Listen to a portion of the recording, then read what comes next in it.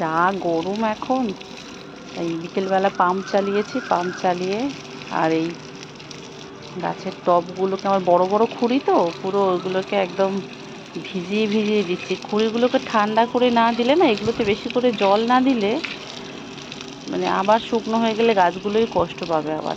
ওই জন্য আমি একটু মানে সন্ধ্যা সন্ধ্যা হচ্ছে এখন, এই টাইমটায় ভালো করে জল দিচ্ছি আর এই খুঁড়িগুলোকে পুরো একদম ধুয়ে ধুয়ে ভিজিয়ে দিচ্ছি। এই গাছটা খোসা হয়নি, এত গাছ হয়েছে না, ঘাস হয়েছে গাছের গোড়ায়, তুলতেই পারছিলাম না। এটা কিছু করা হয়নি এখনো পর্যন্ত।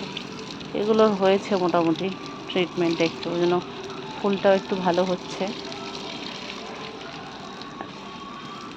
এগুলো ভিজিয়ে ভিজিয়ে দিই, গাছগুলোকেও একটু স্নান করিয়ে দেবো। প্রচণ্ড গরম, ওরা একটু রাতেরবেলা সন্ধ্যাবেলা গা ধুয়ে গাছগুলো একটু শান্তিতে থাকবে, তাই না?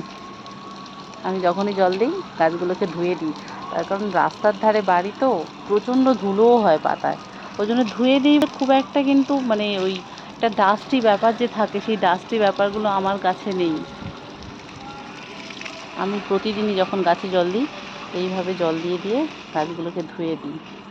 জানি না এতে ক্ষতি হয় না ভালো হয়, বাট আমি ধুয়ে দিই। আমার মনে হয় যেন গাছ কার্বন ডাইঅক্সাইড নিতে পারবে না, খাবার বানাতে পারবে না, সেই কষ্ট গাছের। ওই জন্য আমি যখনই জল দিই এইভাবে ধুয়ে ধুয়ে দিই।